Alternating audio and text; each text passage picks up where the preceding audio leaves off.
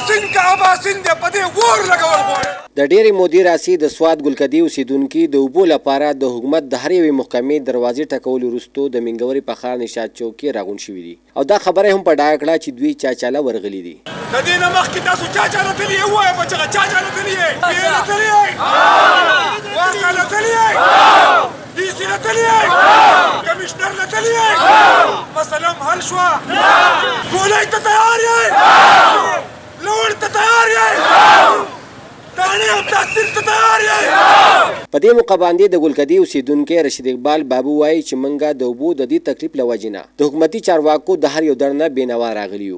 تللي یو هر یو ځای ته یو ځان رسولی دی چې سبا دا څوک نه وي چې باید تاسو چاله تللي یئ چاته یو دا خپل فریاد رسولی دی. موږ اخرنی چې کوم زموږ جلوس په تېر شوي هفته کې و نو هغه موږ د واسا دفتر ته تللي وو او دا ټول مشران پکې موجود وو. واسا والا موږ ته وي چې چونکې د اوبو دغه کته کېږي نو ما ورته دا یو خبره وکړه چې زموږ سب په ګلکده نمبر 1 کې 2 ټوبېلې دي، یو خراب دی او په یو تاسو لا کمره هم نه ده جوړه کړې. نو لکه تر اوسه پورې موږ هر ځای ته رسېدلي وو خو زموږ فریاد هېڅ چا نه دی اورېدلی.